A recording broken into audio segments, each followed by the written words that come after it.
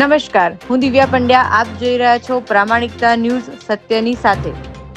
આવો સાંભળીએ આજના મુખ્ય સમાચાર.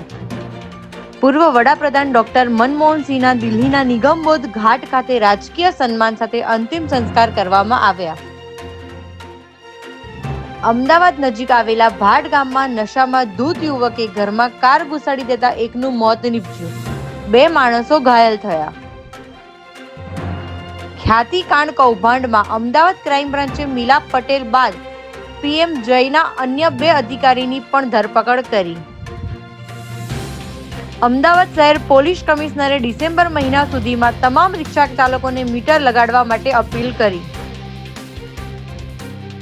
અમદાવાદની રિઝર્વ બેંક અને અન્ય બેંકોની શાખામાંથી અલગ અલગ દરની 1697 બોગસ નોટ નીકળી. 31 ડિસેમ્બરને ધ્યાનમાં લઈને અમદાવાદ શહેર પોલીસ દ્વારા ખાસ એક્શન પ્લાન તૈયાર કરવામાં આવ્યો. નાના ચિલોડા પાસે કાર ચાલકે ટ્રાફિક પોલીસ કર્મીની ફેન્ટ પકડી નેમ પ્લેટ અને બોડી વાર્ન કેમેરા ખેંચી લઈને ધમકીઓ આપી. વડોદરાના દરજીપુરામાં દારૂના કટિંગ સમયે રેડ કરવા ગયેલ એસએમસીની ટીમ પર બુટલેગરોએ પથ્થરમારો કર્યો. વડાપ્રધાન નરેન્દ્ર મોદી આવતીકાલથી દિલ્હીની ચૂંટણી માટે બીજેપીના ચૂંટણી પ્રચારની શરૂઆત કરશે.